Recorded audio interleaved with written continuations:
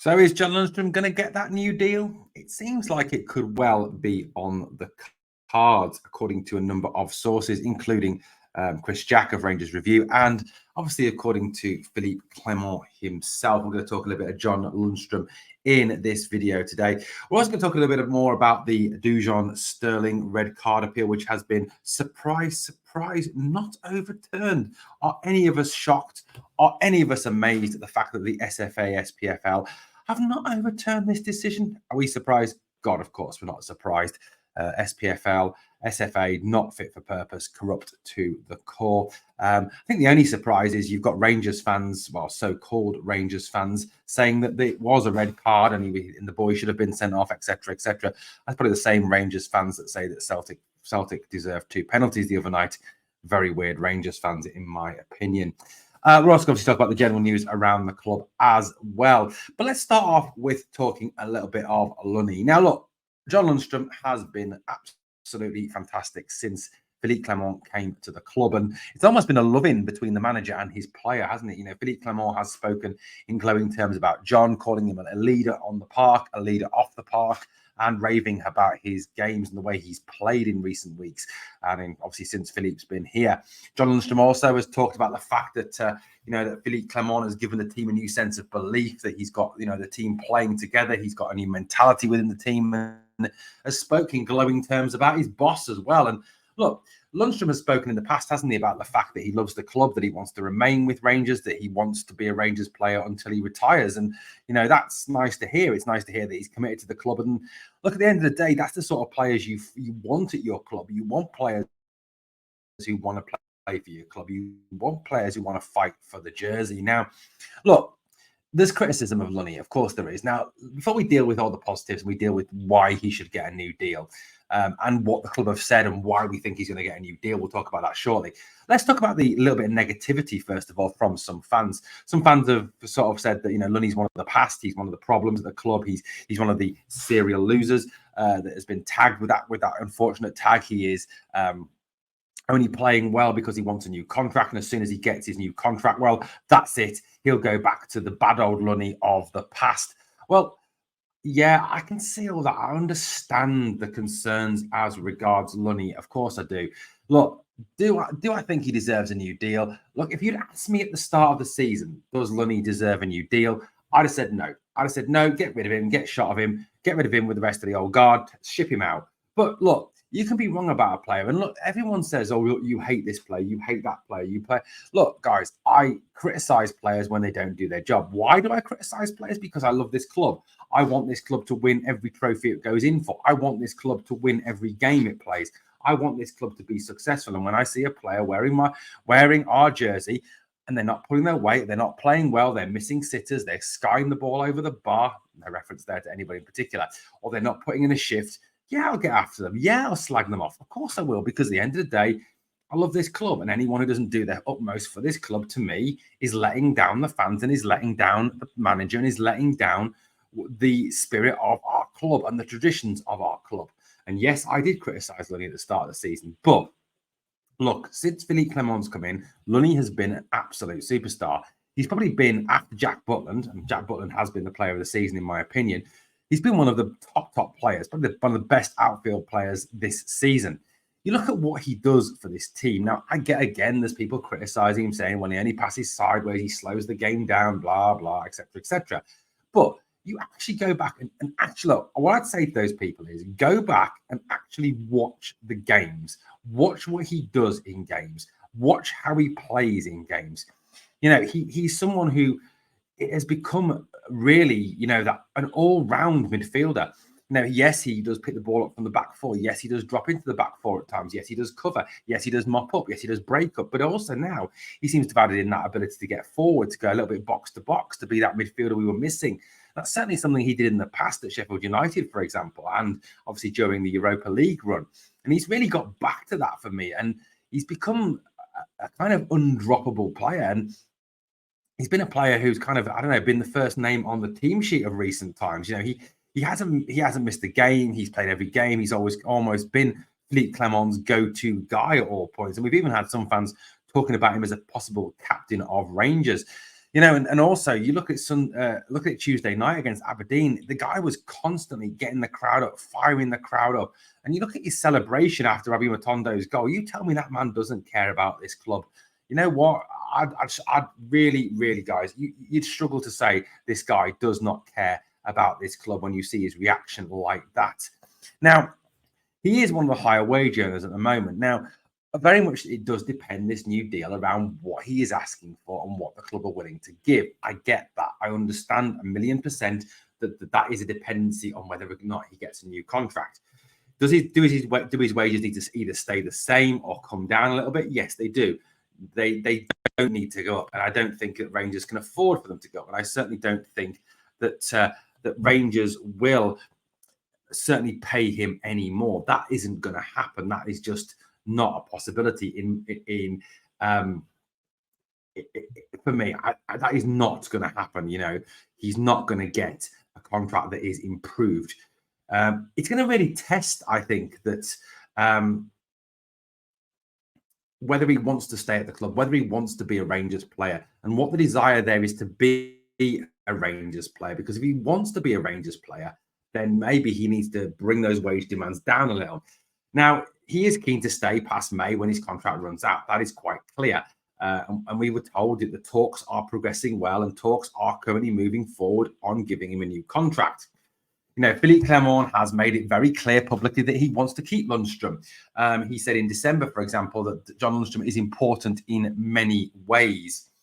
And also that Lunny has also said that the manager has spoken to him as well. But those discussions have been kept private, which is, you know, absolutely as it should be between a manager and his player. Now, according to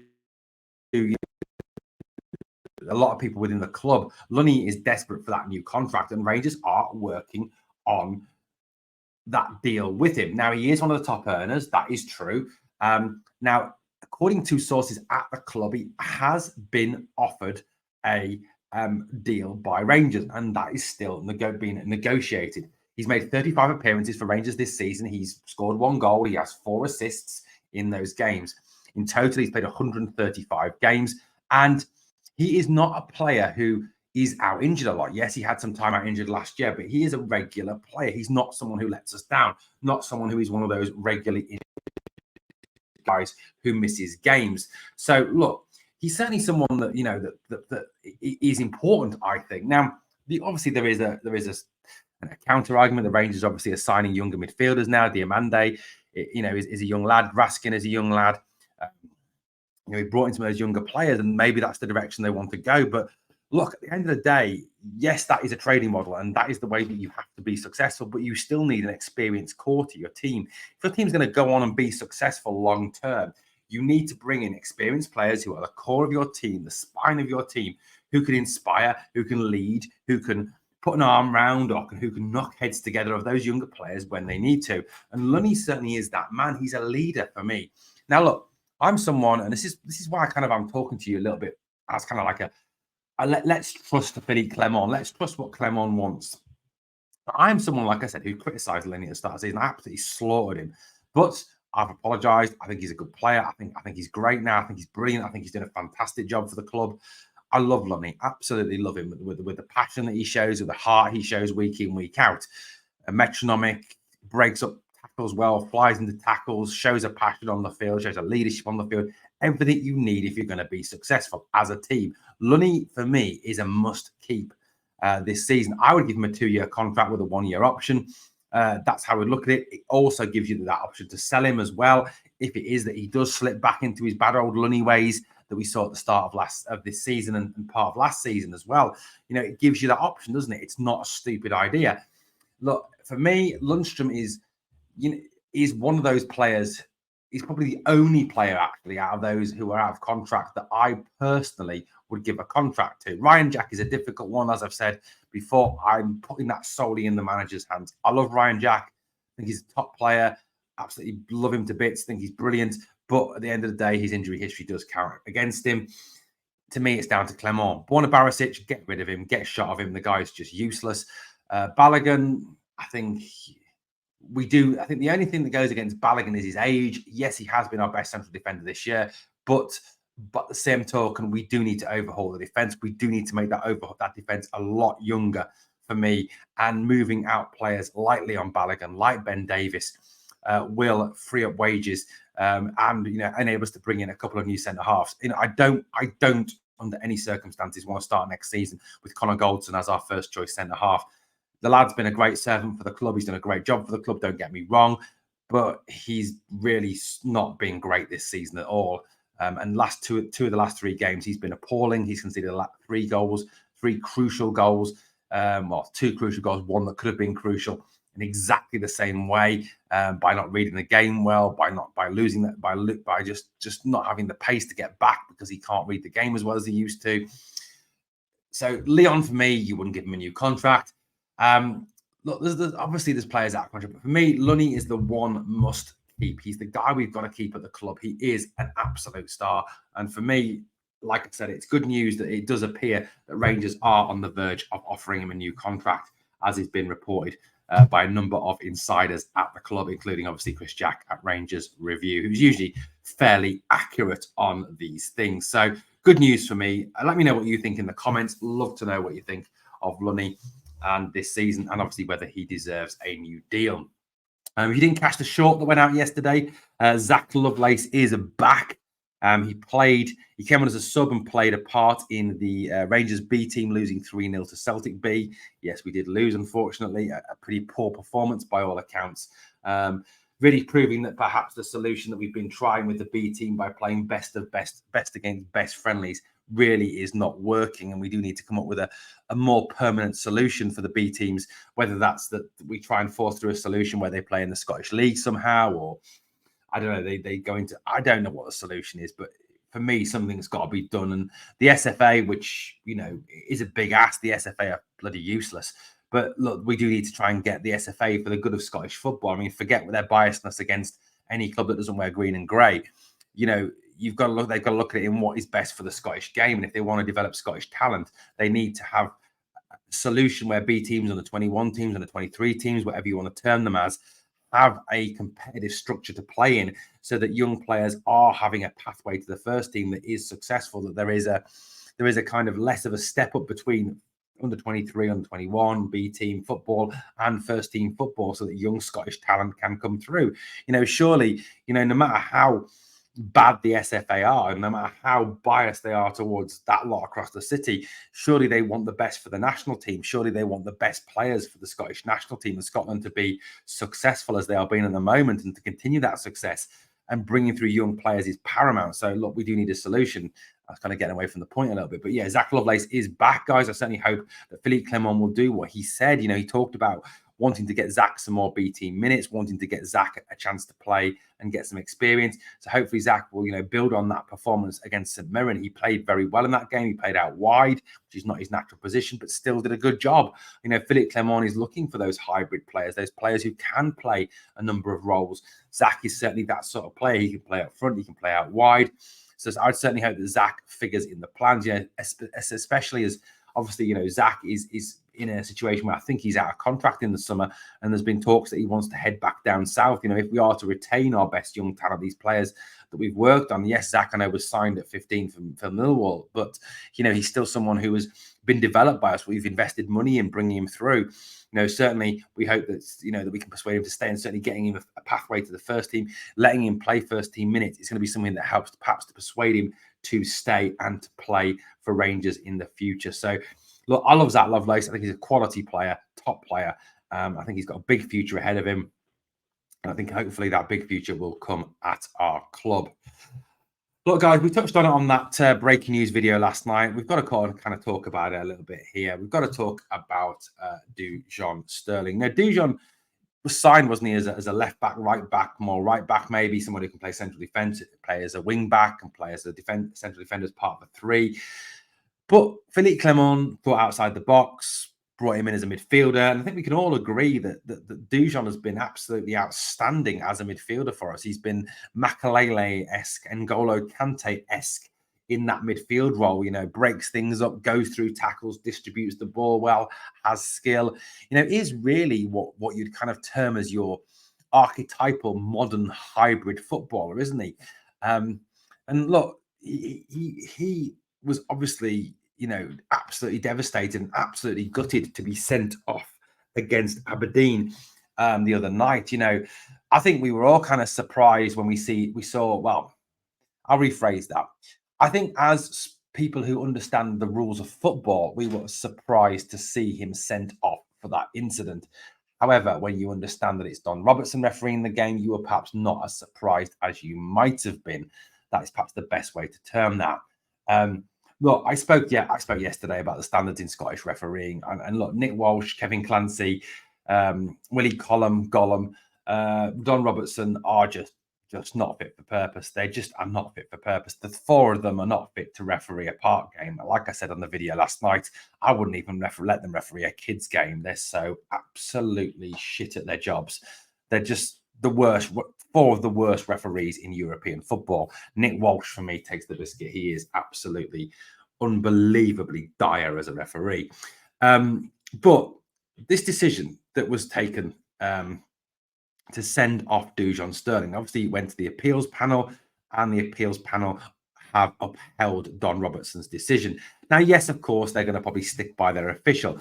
And it's, what is saddest for me, guys, is the fact that none of us are surprised that we sit here, on Friday morning, and none of us are shocked or amazed that the SFA have not overturned the decision, that they've not, seen common sense, that it was not a red card incident, that it was not an incident to send a player off.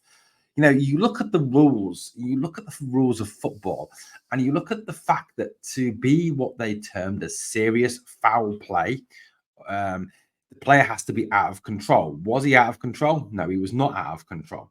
Was the player endangering an opponent? No, he was not endangering an opponent. Did he set out to injure the player? No, he did not set out to injure the player. Was he off the ground during the tackle? No, he was not off the ground during the tackle. Were his studs up and studs raised above the ankle or anywhere else? No, they were not. Therefore, it is not a red card offence. By the rules of the game, by the absolute rules of the game, it was not a red card offence. Now, I will almost guarantee you something, guys. If that foul takes place in the English Premier League or the English Championship, it is not, and I repeat, not a sending off offence. Just, it isn't, okay? It's a yellow card offence. I'll also guarantee you something else. If Dujon Sterling is wearing green and grey, that is not a sending off offence, okay? And that's not me being Rangers biased or being anti-Celtic. That's a plain fact. And how do I know that's a fact? 3 guys booked, should have been second yellow carded against Rangers, Old Firm, not sent off. Naroki should have been a second offence for taking out Bojan Miovski in that game against Aberdeen. Wasn't. Again, like I said, more than enough evidence that if he was wearing green and grey, he would not be being sent off. The SFA, I'm not going to say, it's difficult because obviously you want to stay on the right sides of the law, but the SFA are no longer fit for purpose. Whoever runs these panels clearly does not understand the rules of football, clearly does not understand what it is to play on a pitch in a competitive game, under the lights, in a league game where 3 points are at stake. They just don't get it. Neil Doncaster is not fit for purpose. Neil Doncaster is probably, I would say, the worst person running a national football association in the whole of Europe. Okay, he is just an utter joke, that man. And I'm absolutely appalled at the fact that this has not been overturned.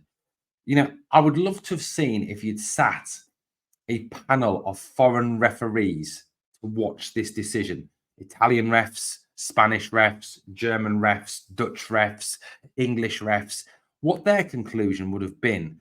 And I think it would have been different to what the panel concluded. You look at the last couple of nights, the SFA have really not covered themselves in any way, shape, or form with any sort of glory. You look at the incidents at Easter Road. You can debate them all you want. You know, the first one is a clash of heads. That's what it is. You need, or both players are going for the ball. It is not a penalty. It is a clash of heads. It is a drop ball. It's a check the two players are okay. Drop ball, restart the game.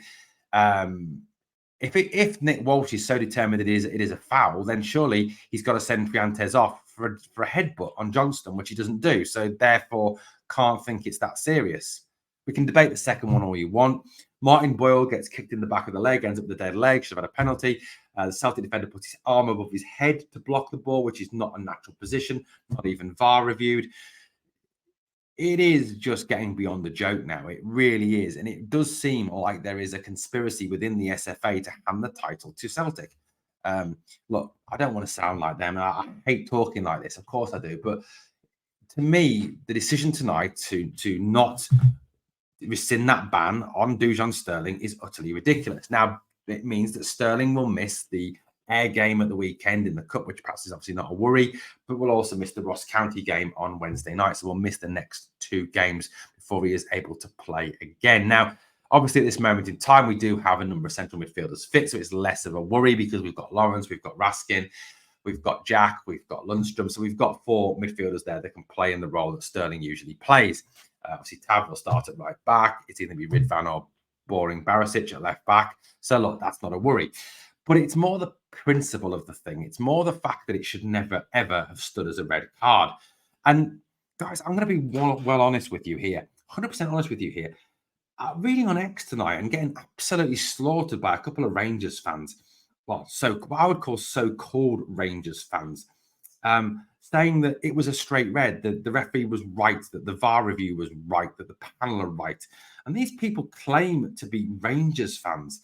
I mean, for me, if you're a Rangers fan and you are saying that is Sterling was a red card, then you need to wobble your head. You really do. You need to slap yourself around the face, or you need to get your missus or your boyfriend or whatever, whoever, to give you a good slap around the face, because there's clearly something wrong with you. Because it's never ever a red card. Never in a million years is that a red card. And you know, you've got absolute morons, realistically. I'm sorry to say that, but there are absolute morons saying that this is a red card. It's probably the same idiots that are saying that both Celtics penalties were blatant penalties. You know, you've got Rangers fans saying that. I am just, as a Rangers fan, as someone who loves this club, I am absolutely just ridiculous. There was a guy called David M. He was called. I can't remember. I don't want to get any more details out about him. Who on Twitter yesterday was slaughtering me. He says, I know you're wrong. Exactly how much control you have when your feet slip away from you, running at speed, precisely none. Keep howling into the abyss like the Green Brigade, and you call yourself a Rangers fan. You're wrong because the on-field decision was the VAR check and the paneler process have all now said it's a red, therefore it's a red. How can a Rangers fan support the SFA and support the VAR? It's just, beggars belief. I mean, that guy would be better off at Parkhead. He really would. But look, it wasn't a red card. Never a red card. Just an absolute joke of a decision by the SFA to uphold that decision. And I'm just appalled by it, guys. Absolutely appalled by it. And it really does kind of make Scottish football into a bit of a laughing stock, doesn't it? And it's not what you need. You know, when we're trying to, improve the product, we're trying to market this game around Europe and trying to improve the exposure of the game. This is not what you need. And the SFA do not help matters on any way, shape, or form, do they? So look, as I said yesterday, it's down to us now. We've got to concentrate on what we do. We've got to focus on what we do. And we need to obviously remember that this is a situation where we can control our destiny. Yes, it's going to be hard. Yes, it's going to be tough.